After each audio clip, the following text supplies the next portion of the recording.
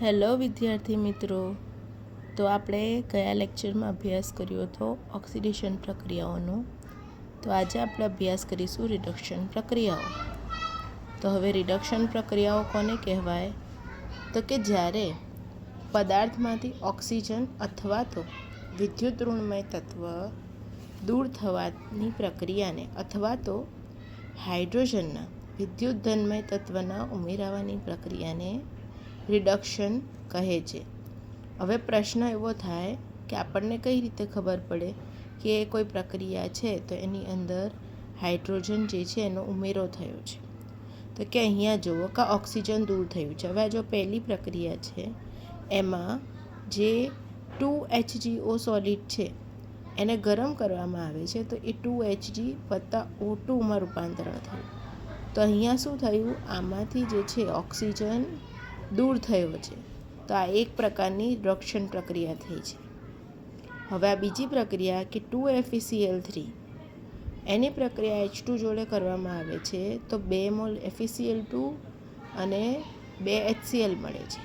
તો કે અહીંયા આ જે Cl3 છે એ જે છે એ શાની અંદર થાય છે? નિપજની બાજુ પરિવર્તન Cl2ની અંદર થાય છે. એટલે 3 Clમાંથી કેટલા બની જાય છે? અહીંયા 2. આમ તો જોવા જઈએ તો 6 થાય ટોટલ. તો કે વિદ્યુત ઋણમય તત્વ જે છે એ 6માંથી કેટલા થઈ જાય છે? 4 થઈ જાય છે. તો કે આ શું થયું? તો કે Cl જે છે એ દૂર થયો છે અહીંયા.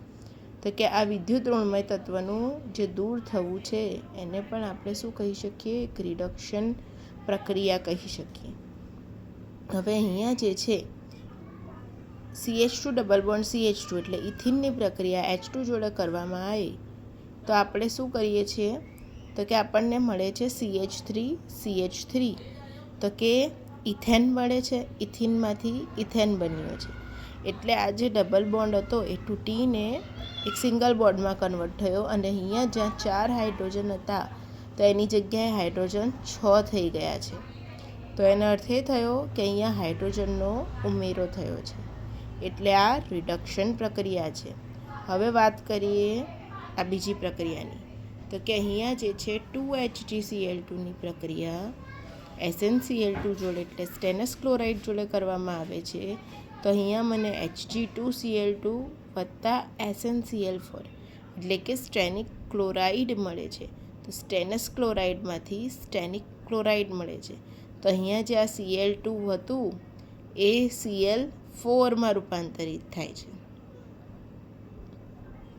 હવે અહીંયા એક બીજું ઉદાહરણ છે કે એક પ્રક્રિયાઓ જો મને આપવામાં આવી હોય તો મને કઈ રીતે ખબર પડે કે આ કઈ પ્રક્રિયામાં ઓક્સિડેશન થાય છે અને કઈ પ્રક્રિયામાં રિડક્શન થાય છે? તો કે અહીંયા H2S હાઇડ્રોજન સલ્ફાઇડની જો પ્રક્રિયા હું Cl2 જોડે કરું છું તો મને અહીંયા 2HCl મળે છે અને S સોલિડ મળે છે. તો કે અહીંયા જે આ ક્લોરિન છે એનું શું થાય છે? ઓક્સિડેશન થાય છે. કેમ કે અહીંયા શું હતું? આ એકલું હતું Cl2. હવે એ જે છે HCl જોડે થયું તો કે અહીંયા ક્લોરિનનું ઓક્સિડેશન થાય છે. હવે એ જ રીતે કે જ્યારે હું ફેરસ ફેરિક ઓક્સાઇડના 3 મોલની પ્રક્રિયા 8 એલ્યુમિનિયમ જોડે કરું છું તો મને શું મળે છે? 9 Fe સોલિડ મળે છે અને 4Al2O3.